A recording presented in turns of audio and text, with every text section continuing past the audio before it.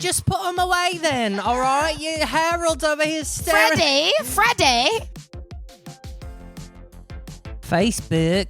Facebook. You fucking complete fucking idiot. You're gonna be an idiot on Facebook. I'm gonna post about you on Facebook. I'm still unclear who was saying that, the officer or No, the detainee. Oh, I don't know if that makes it better or worse. We've been watching, well, there's a bunch of, which one was that on? Is that Travel Wars? That was on Air Wars. Airplane Wars? Airplane Wars. Airplane Wars, but on Hulu right now. Or maybe it's just our algorithm. Yeah. There's a bunch of wars. Like there's neighbor wars, storage wars. We also watched like Worst Neighbor Ever, which was kind of about like having like or Worst Roommate Ever. I mean, which is about like and stalkers. Worst Neighbor Ever. Yeah. We watched both, right? Or wait, Worst Roommate and Worst Ex. Worst Ex Ever was I'm also a lot of kidnapping. I'm a big fan of those like clip shows too. In general, like I like. Yeah, no, this is like, I think there's also one, it's like Retail Wars. It's like, yes, and it's like surveillance. It's like America's trashiest, America's customer service videos. Yeah, it's so fun if you get the opportunity. But anyway, there's one where, what was that guy even doing? Do you remember? I cannot remember. He had a dog, I think, It right? was like somewhere southern going somewhere more southern. Like No, I think it was going somewhere tropical. I think it was going like Florida. Oh, isn't there a cruise ship one maybe? Maybe. You guys just have to watch. There's so many. They give you like, I don't know, probably 30 clips every episode of just people doing dumb shit. Mm-hmm. It's wild. Alex always jokes that he's always on the wrong side. He's always on the person's. Well, it's so funny. Every time they're like, can you believe this guy started a fight? He's an asshole. I'm always like, no, he's in the right. Yeah. And then anytime I'm like on the side of the victim, they're like, this guy deserved it. Yeah. And I'm like, what? Yeah. You can't win. Popular opinion's a hard one to win. Mm-mm. I see the world through the lens of injustice as well, but it's weird as I see the world through the eyes of a victim, but I've also done a lot of police ride-alongs, so I get what they're looking at too. Like they're like, no, you were screaming at us and waving a machete around. Well, you just realize how few of them are actually victims. It sucks for the real victims, Yeah. but 90% of criminals are playing victim, right? Like, Well, yeah, everyone's innocent. yeah, so it sucks for like the few that they're like, no, I was cutting up fruit for my family with this machete, officer. They go, no, officer, she really did slam her head into the window. I didn't do that. Have you watched this documentary, The Staircase? Oh, yeah. About that guy who had multiple wives who fell down the stairs and died. It's like, it's crazy. I mean, I don't know. I never know who's innocent in those. Mm-hmm. I'm just glad no one's ever out there making a documentary about me because it would be the wrong side. Whenever you see like sometimes you'll see like a homeless lovers quarrel. Yeah. You know? Yeah. Or like, those are my favorite. That's why I live in Hollywood. Or you'll see, just like you mix love with any dire situation. Yeah. Like love will make you not think straight anyway. You mix in with heroin, heroin, trailer park, poverty, bath salts, gambling addiction, cocaine addiction, uppers, downers, pills, government cheese. Yeah, it's just like you sprinkle in a little bit of free food and you just watch the rats just watch the world crumble. You watch the rats rip each other apart for the crumbs. I don't know. It's we lived at so this story is probably 75% inaccurate, but we're gonna give you our take from what we pieced together. We used to live at this place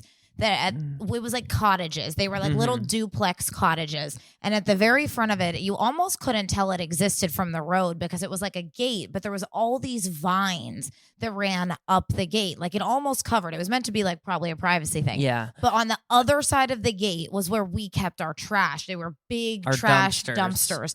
And there were trees right in that section that hung over the dumpsters. Like into the trash area. And then all these trees kind of grew throughout the complex. And they were all kind of like leading back to these front vines and trees. And there was this old man. What do you think? Do you think he was older or younger than we think he was?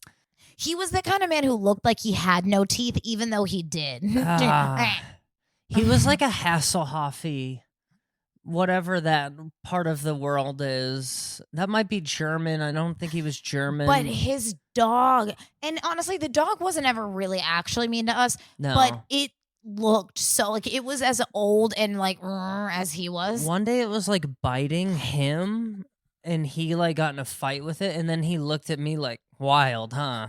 Like he looked at me like, this little animal, huh? It was the kind of dog that like he was also like this, like Ren and Stimpy type. He was this like old Hollywood queen that barely spoke any English. Yes. And he would, whenever I would walk by and he'd be watering his plants, he'd like splash me with water and like kind of like smile at me. And Anyway. I mean, he would do wild shit too. Like one day his fire alarm was going off for like hours. Yeah. And Alex finally went over and didn't he yell at you? Yeah, he didn't. He was like, I got it. I can take care of myself. And you're But these are duplexes, so it's attached to like another woman's apartment. And you're like, yeah, you knocked over. And another thing is he always had very old, you know, like old people have very amber lighting. yeah. Like there's no Maybe LEDs. that's why they fall all the time. Is it's like, why is it so red in here? Yeah, like why you're using a lamp from the 70s? Like your house is orange. get an LED lamp, you know? Like, but he had just like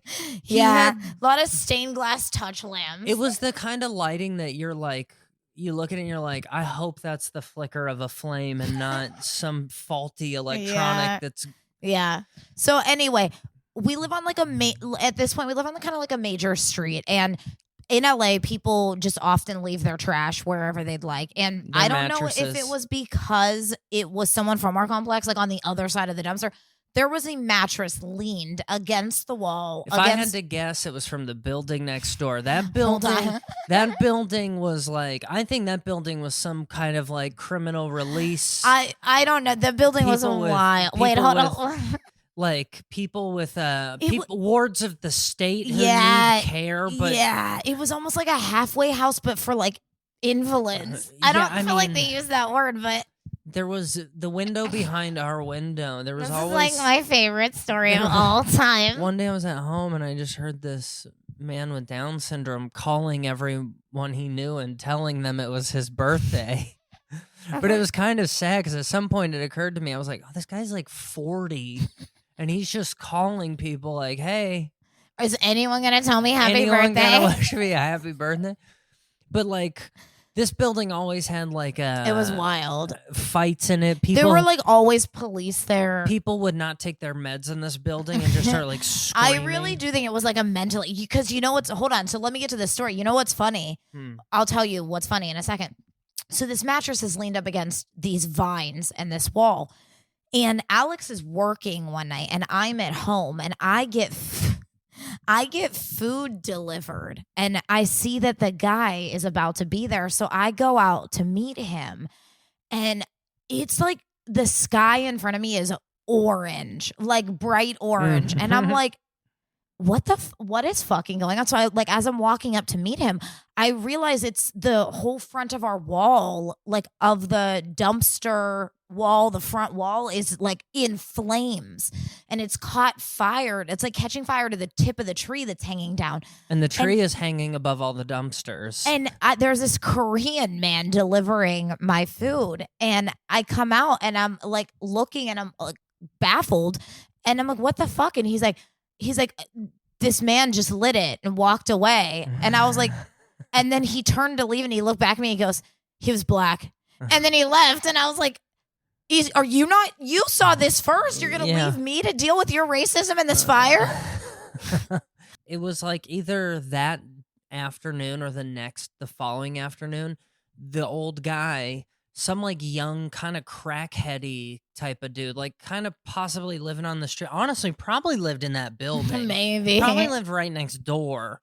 But he was outside his house one night just like, let me in. And he was kind of like, he seemed creepy, but it was kind of like... Yeah, but it also seemed like... lovers quarreling. Yes, it did. Like, it did. And then the next... Was that the night before that, the mattress was on fire, or the night after probably that? the night. It was probably the afternoon before that. That's evening. what I think so, too. But so then I call 911 because I'm like, this is what? And I'm standing out there and no one picks up 911 at all. And then an answering machine comes on. And I'm like, well, this feels unproductive. And I hang up and I go to call again. And all of these people start running out of this halfway building that Alex is talking about.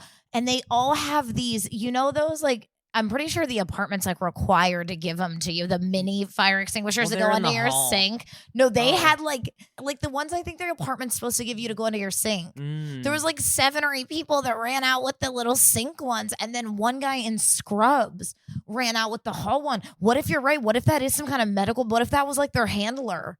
Oh, who knows? Because he was in scrubs and he appeared to know what he was doing. I don't know. We have another. I mean, we currently live right around the corner from there, and there's another building a street away that's like the same thing, where it's like it's almost like a hotel. It feels like a cheesy old real motel. Bad hotel. It feels like it's set up like a motel or like a VFW with apartments. Like it's got like got like a lunch hall that's, oh my god, the chairs in it are so sad. Yeah, the whole thing is sad, and then and it's like gated, but in the day they keep the gate open, and it's almost like they let them.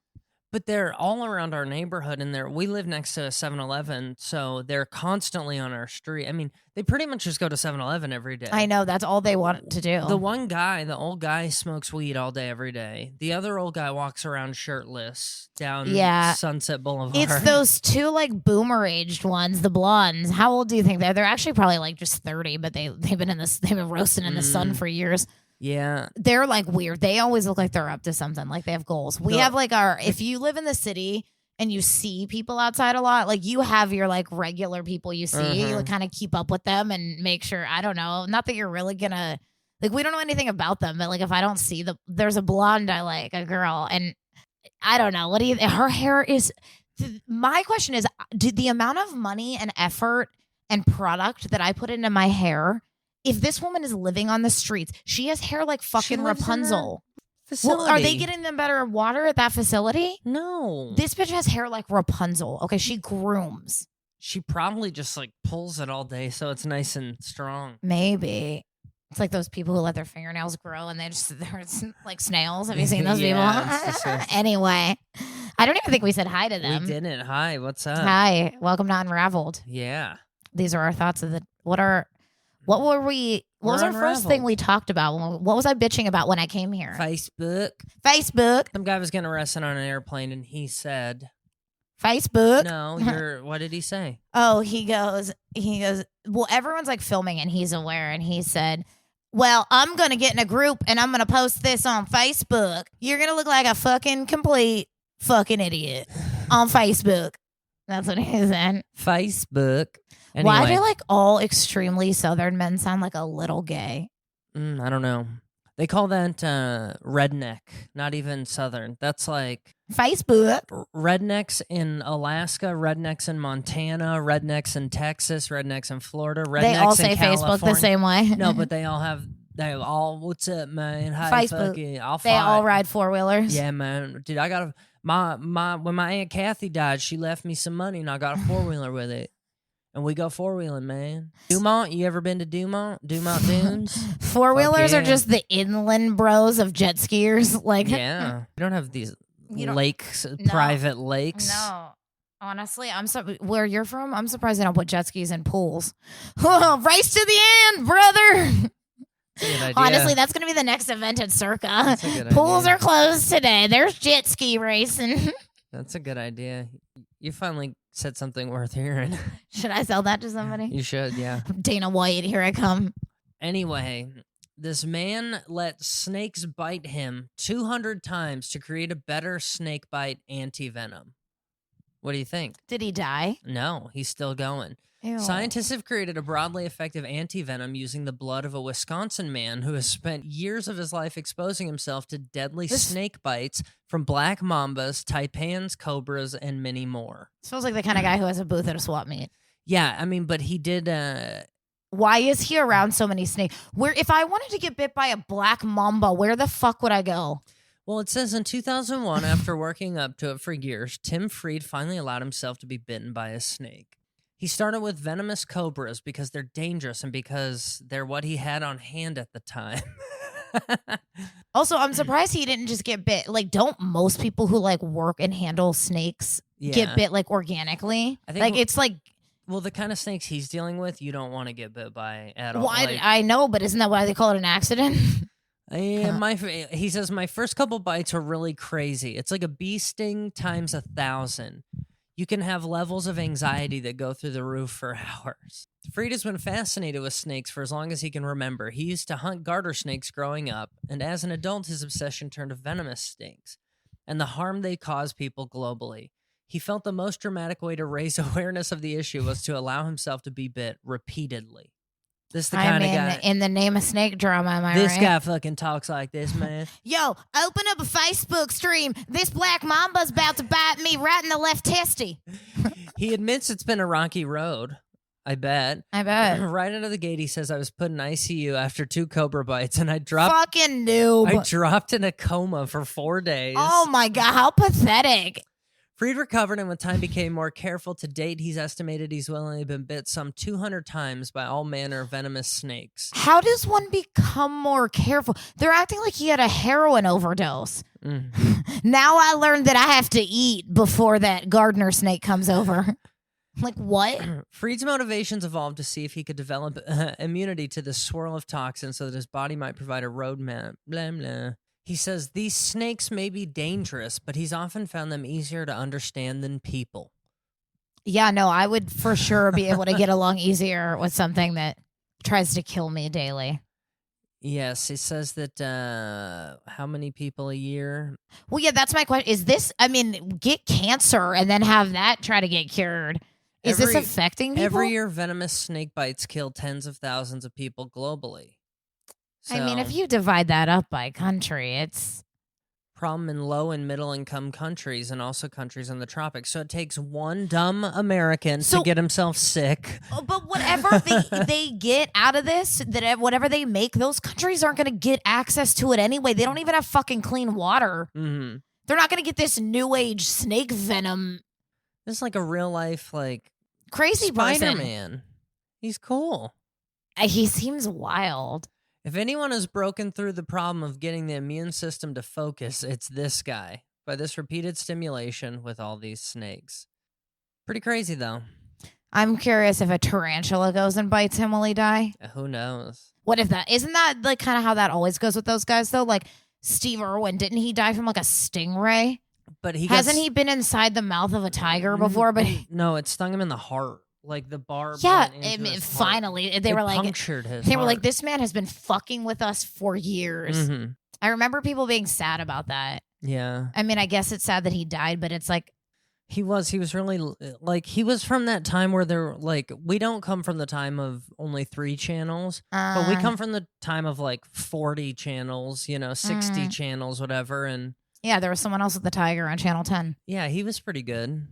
I just think it's crazy that people get like upset when people who spend their whole lives fucking with nature die in nature. What do you think about people that free climb and then they fall? Again, is that shocking? It's sad, but it's like, isn't this what you wanted? The possibility of death? Isn't this what makes this so fun? Yeah. If you didn't want to cuddle with something that would kill you, you would have a farm with dogs. Oh, okay. Isn't the idea of death what makes it? Like, I'm not that kind of person. I'm not like an adrenaline person. I don't like that shit. You like monkeys, though. You want a monkey. But I don't have a monkey because I'm afraid it'll fucking maul me in the middle of the night, and this is all I have. Is that why you don't have it? Well, I'm pretty sure California won't let me have it either, but that's why I've never pursued it. Okay. Because how the fuck do you travel with a monkey? Jesus, that is the... We travel a lot. It's like a massive part of our lives. What am I going to fucking stick a monkey in a backpack? I think it's fair to say if you're going to have a monkey, you got to pick a hobby. Yeah, I don't see. That's why I want a monkey as a pet, not a hobby. I don't want to be a monkey lady. You're like, I want a monkey that's like a cat. Yeah. Like I gotta leave it at home with like a bowl of food. A bird monkey. For a few days. Yeah. Well, at least like a dog where I can leave it at home for 3 hours.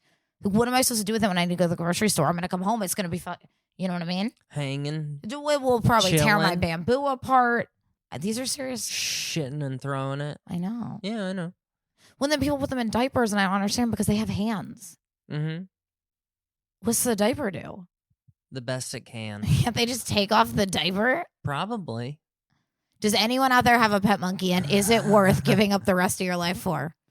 How long do you think they I'm gonna go live? ahead and say no. How long do you think they live? Like, Probably a dog forever. span or like a child. We might as well just have a kid. At least they can get a job one It's day. probably like a dog plus 25%. Like it's probably like enough that it's like it's real Like we'll be sad. old by the time this Yeah. monkey's dead. Uh-huh. It'll be our child Yeah. too. We'll have crocheted sweaters. Uh-huh. What's gonna be its If name? one of us gets sick young, we'll be like, who's gonna take care of my monkey? And then my mom will be like, fuck, no.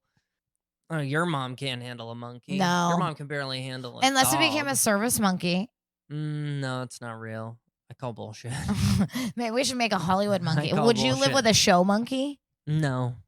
Oh. Hogging up all the limelight. If a show monkey's not good enough, a regular monkey's never going to cut it. Yeah, I don't want any monkey. I in want the a house. finger monkey. We have a dog that's like having a little rodent. What You're do we right. need? A little mini. You don't want a child, but you do want a primate. If kids had more hair, I would get them. I would want. No, it's If babies came out fuzzier with tails, I'd probably get convinced. To me, it's just like having a child for the worst, but like it's like a child you can never teach anything to. No, monkeys are very smart. I know, but they're never gonna pick up language. It's like a lifetime 6-year-old. You know what I mean? Like I couldn't do it. You're saying it's like having a hobby that's also a child. Like you have to live, eat, breathe, sleep. Yeah, Capuchin. yeah. I don't want that. Me either. That's why we don't have one. You ain't about that monkey life? No, I don't want that. That's creepy. No. You say that till you see a monkey do like a little dance or something, and then you're like, oh my God, it has hands. It does things. I don't care. Creepy. I'll put some in your algorithm. No, I don't want it. All right. Forbes says micro shifts. Gen Z sets another new workforce trend in 2025. Everything seems to be going micro this year. I've written about micro breaks, micro chillers, micro retirement, microwaves. I'm just kidding. That's not on there at all. I don't know what any of those things are. Now Gen Z is defining another popular workforce trend, micro shifts, tailored for flexibility and work-life balance to meet the needs of both employees and employers. This is the first thing that Gen Z has done at all that I can get behind.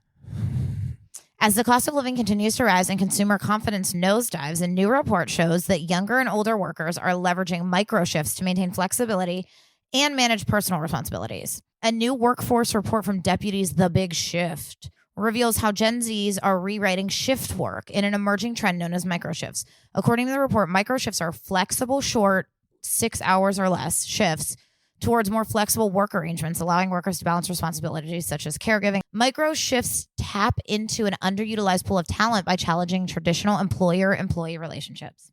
Okay. What do you think? I don't like it, and here's why. It says up to 6 hours.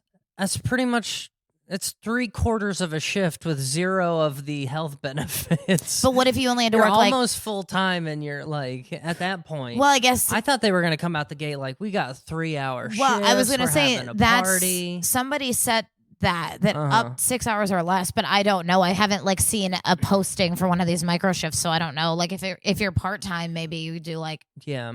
Here's what I don't like is I don't want to go to work for 2 hours a day, 5 days a week and call that micro shifts. I don't want to commute for a 2-hour shift. But if I could have a job that I could do like 3 hours, 3 days a week. Oh, perfect. You might get it? No, I probably still wouldn't, but I mean, I would consider it. Gen Z makes up 51.5% of micro shifters. That means half of the world is micro shifting before Gen Z. So Gen Z is just doing that thing again where they rename something that already existed. Yeah, I think this is just Uber driving. Well, here's what it says. The majority of microshift workers view AI positively, seeing it as a tool that improves their roles rather than replacing them. But microshifting isn't about working less. It's about working smarter, making sure each microshift works for both the employee and the employer.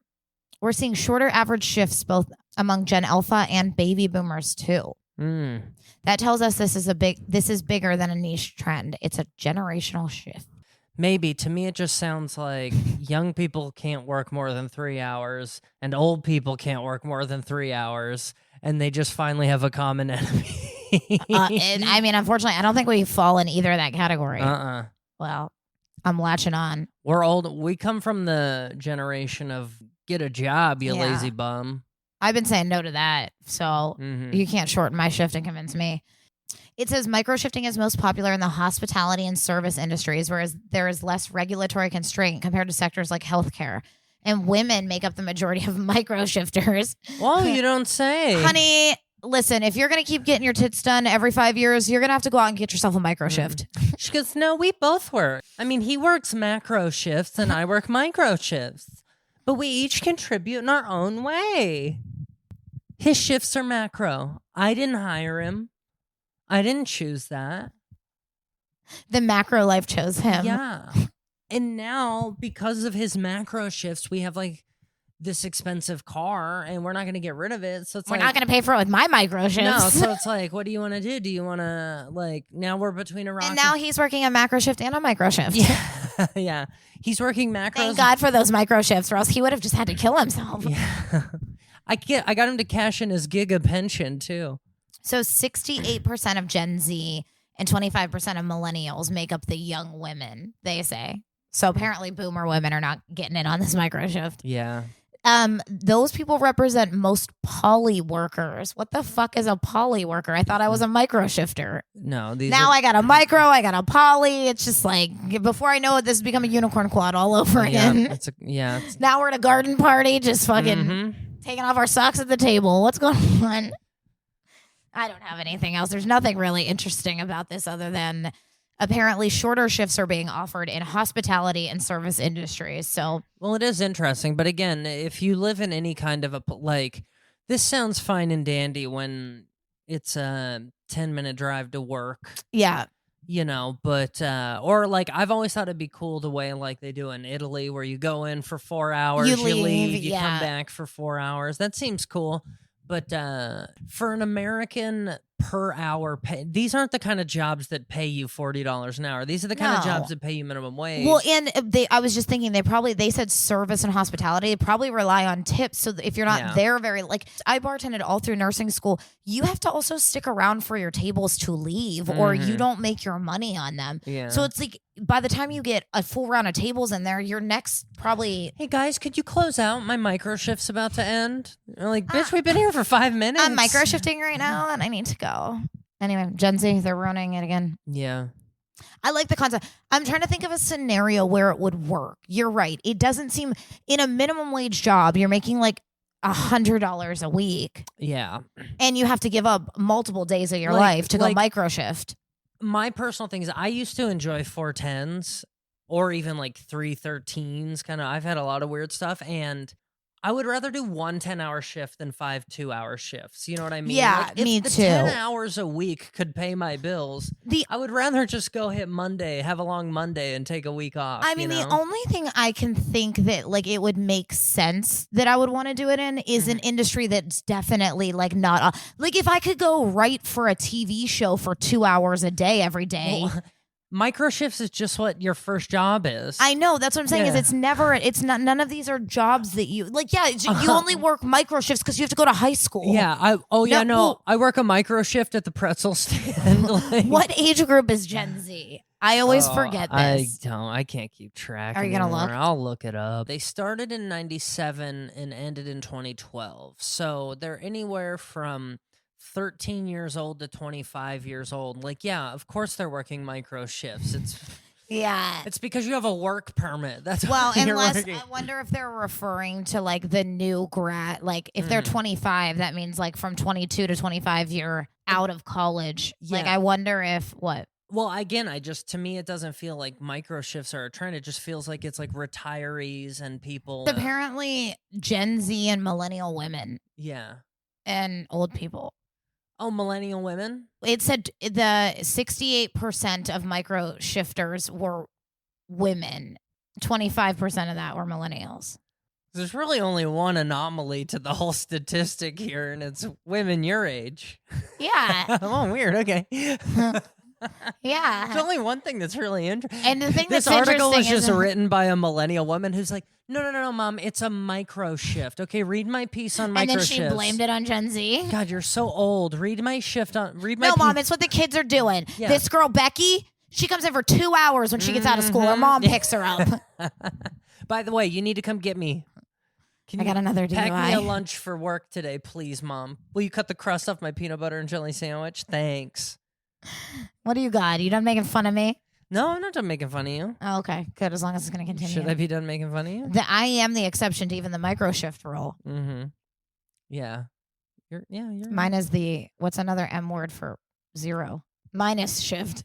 This is something that I have been on and on about, and we're going to go over all of these, but a brand new article in Forbes. There are 2 new side effects to Ozempic. Okay. Ozempic face. It says you might have heard of Ozempic face. Right. You might have heard of Ozempic butt. Is it just saggy butt? Saggy butt. You might have heard of Ozempic finger. I don't know. Is that saggy finger? Hold on. Let me see what this finger thing's about. Can you imagine? Babe, hurry up, get in here. Does this finger look saggy to you? They've all been used to describe the effects of the rapid weight loss that can come from taking glucagon-like peptide, blah, blah, like Ozempic. But such weight loss won't necessarily just give the finger or the butt, for that matter. That's worded weird. That's word. Did you say the finger or the butt? Yeah, but such weight loss won't necessarily just give the finger or the butt, for the matter. This is written terrible. They're trying to make jokes. It can affect any part of your body, typically dependent on underlying body tissue to maintain its shape. The latest entries to this list of body parts are Ozempic mouth, which they've been showing pictures of a couple, Sharon Osbourne, Oprah, I think were the 2 they're showing. What happens to it? Just, it gets, I think the top lip gets you get old lady lip. I was going to say, is it Ozempic or is it just maybe she's... Ozempic feet is where you develop lots of wrinkles in your feet. Use of these terms emerge... Jesus, I've had Ozempic hands my whole life. Use of these terms emerged recently on social media platforms after people started commenting on the feet and mouths of celebrities believed to be taking GLP-1s. This may be shocking because no one pays attention to other people's appearance on Instagram, right? You can't choose where you would like to eliminate body mass and weight. So it's essentially just saying that...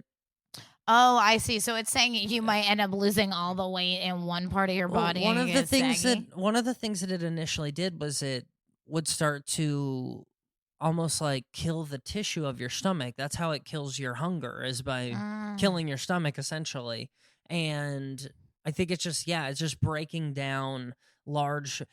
It sounds, I think from what they're saying is you have a lot of structural fat in your body too. I see. I just assumed it was because people were losing a lot of weight very quickly. You know how that happens with people who lose hundreds of pounds. Yeah.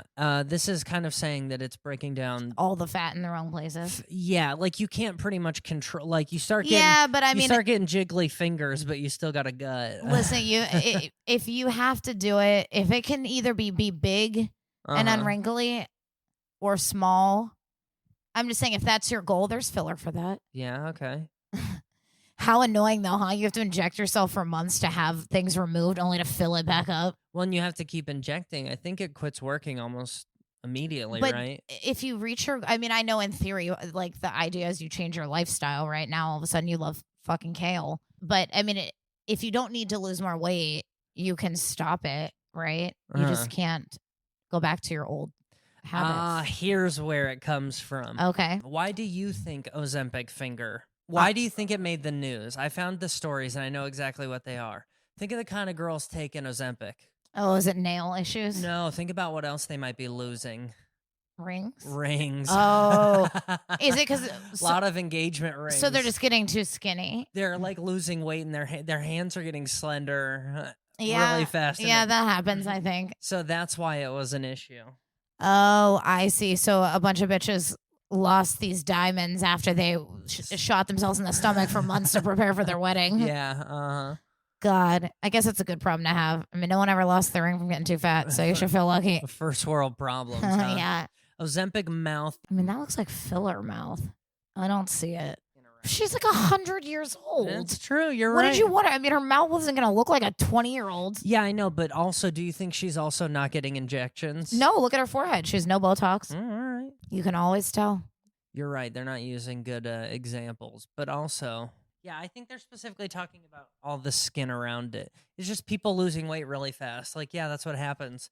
Yeah, I think also when you're older, you have to decide if you're gonna get it filled anyway. So well, there is that funny thing that you used. No, I mean it's not funny, but it used to happen where people would naturally lose weight really fast. Mm-hmm. They just devote their lives to getting healthy, And they would have like a kid in my high school that had all this extra skin. Yeah, well, you and could if pull. you're fat, like really fat, it's easy to lose. Not easy, but It starts quicker. Yeah. It used to be you would have to, if you lost a lot of weight really fast, you would end up with all this extra skin. Yeah. Now people are able to lose it even quicker. yeah. And not with, and it used to be kind of a rare thing because the kind of people that had that much weight very rarely Yeah. took to, that kind of rigorous training. So your body would kind of adjust slowly. What's the show? My 600-pound My life. 600-pound life. Yeah. Yeah, those people. Oh, man. I mean, honestly, they could make that series again and like they could have just 50 submissions for every episode with Ozempic. I mean,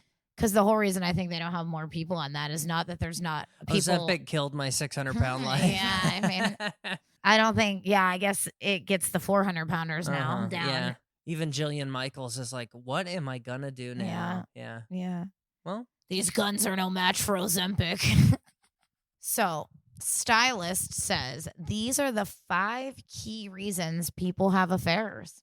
Oh, according to a stylist. And no, Stylist magazine. Oh, according to a relationship therapist. Bangs. Those tube tights socks. you're wearing. Tube socks. Lack of deodorant. That pattern. Okay. How about that whole thing is so 2013? Okay. What's it say? The wallpaper in here while we're at it. Uh-huh. While the Just do reason a full Queer Eye makeover. While the reasons people cheat is often thought of as vast and complicated, there are just 5 main driving factors according to relationship therapists. Here they spell them out. Okay. Number 1, because quite simply they can. Okay. It may seem obvious, but in order to start an affair, a person needs a clear-cut opportunity, and those instances are more common than you might think. People often don't talk about risk factors for infidelity. People assume that affairs happen because someone's on the prowl and looking to cheat, and sometimes they are, but most often they occur because of random meetings. You might form a connection with someone you run into at the gym, for example. I've even had clients who met someone at a bus station with their kids in tow. What a whore. Howling goes. Oh, I thought that Howling is the person's name. I thought this was like a new cheating term. Like, hey, girl, you want to howl at me later? Her name is Howl. Her name is Howling. Howling? Her last name, I guess. Oh, okay. Howling goes as far as to call availability the number 1 contributing factor for affairs and cites work as being a likely place to meet someone. Indeed, according to one poll, over 30% of women in the UK who have cheated on their partners have done so with a colleague. You see? Micro shifts. Now there's no time for that. Oh, yeah. You have time for that shit. Hey, we're going to go to happy hour after my micro shift. You don't need a happy hour. You only work 2 hours. You get happy 30, okay? Holtzman, okay, the relationship therapist names here, advises keeping appropriate boundaries between yourself and what he calls attractive others, meaning anyone who could be a potential risk, be that a colleague, a friend, or an acquaintance. Be honest with yourself about who might be presenting temptation, and don't put yourself in situations that are going to develop intimacy that could be avoided. Hey, I was Dr. Howlitson said that your tits are too nice and I can't really talk to you on account of I'm trying to be a better man. So, do you think maybe you could transfer to a different department or maybe should I? What about turtlenecks? Are you open to turtlenecks? Yeah, you need to cover up a little bit, sweetheart, all right? It's really making it hard to concentrate for those of us in here trying to keep a steady, straight, and narrow marriage together, you know? We're trying to walk the right path and you come in here tempting us. It's like, what are you? What are you even doing in here? Come on. What, are you working? Come on. This broad says she's working with tits like that. Harold's married. He stares at you all day. Your desks are right across from each other and you fucking... What are you gonna do? Because emotional needs are going unmet. Mm-hmm. Oh, this is a British article, just so you know. Nearly half of British women. Your tits are on full display out here, all right, miss? And it's looking a little tempting to me. You're quite fit, and I don't like it. I'm trying to be a good husband. You're giving me a proper boner. Yeah, it's proper. Nearly half of British women who engage in an affair do so because they feel emotionally deprived in their relationship. Over time, once secure partnerships can be threatened by the allure of someone new. It sounds stereotypical, but I often see people who are in relationships, perhaps with young children, who are brought down by what they see as the mundanity of everyday life. Then they meet someone else, and it's as if they've had a light shown upon them, and they feel alive. Some people, particularly women, have fears around aging and becoming invisible when they feel as if another person has validated them. That's very potent. Mm-hmm. It's potent. It's potent. It is just nice and potent. I just don't quite feel validated. I feel very potent. Mm-hmm. Number I 3. met him at work. Okay, I met him at work, and he made me feel valid. You don't even He work. touched my leg on the tube. You over here doing micro shifts. We got a whole family to feed, and he touched my leg at work. I don't know what to tell you. Number 3, because the physical side of their relationship has fizzled out. Mm-hmm. It isn't just emotional upheaval that can drive a wedge between once happy partners. Yeah. It's not politically correct to say it, but sex is kind of a biological release, says Holtzman. It's an important part of physical connection in most romantic relationships, and when it's absent, it can drive people to look for sex elsewhere. It's a factor that statistically affects men more than women, according to one UK study. 32% of men who have engaged in affairs cite sexual dissatisfaction as a primary motivator, compared to only 15% of women. Number 4, because they have a natural appetite for risk. Oh. It says the type. They stay out late when they know they've got an early meeting the next day. They love seeking out new experiences. They're always just on time to make the plane for their latest adventure holiday. I feel like I know someone like this. Some people are more comfortable with risk than others, and it can lead them to seek out an affair.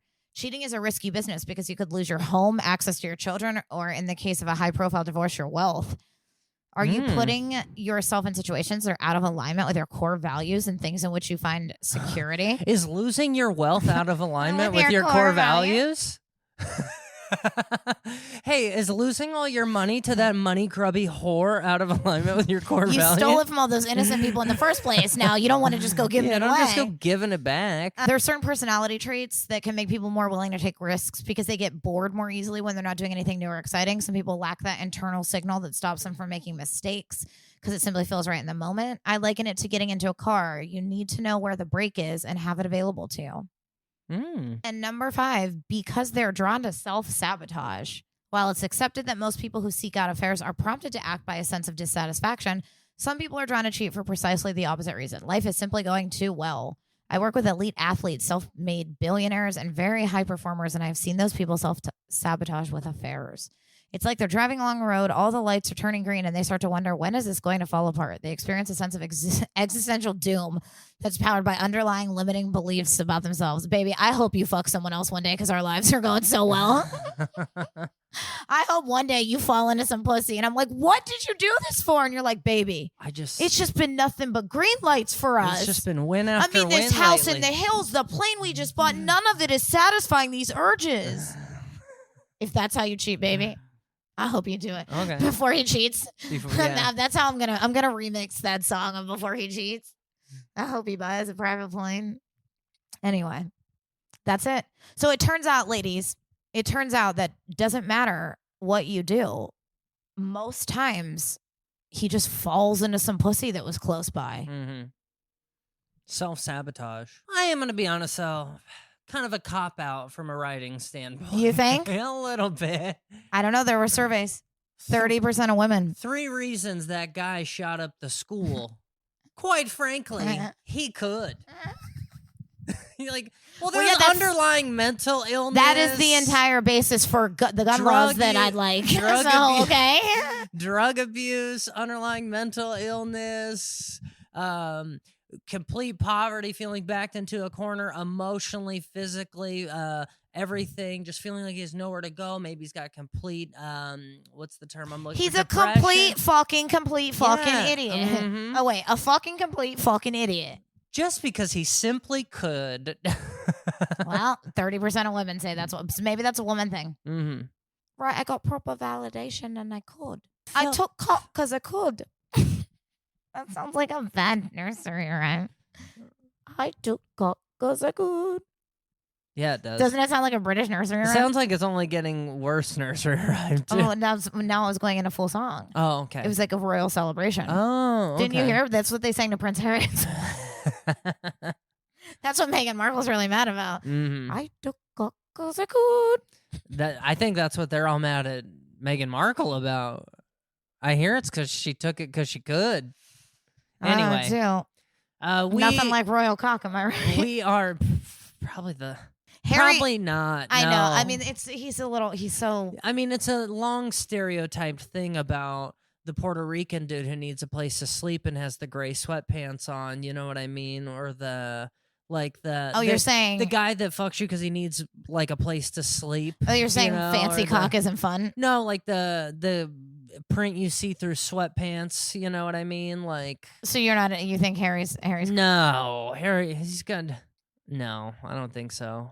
Harry's cock? I think all those kids they grew up on weird shit. I think what's that movie that we watched? The Castle in the fucking the dirt. Barry Keoghan fucks the dirt. Saltburn. Saltburn. I think Harry probably only comes when he's fucking the dirt.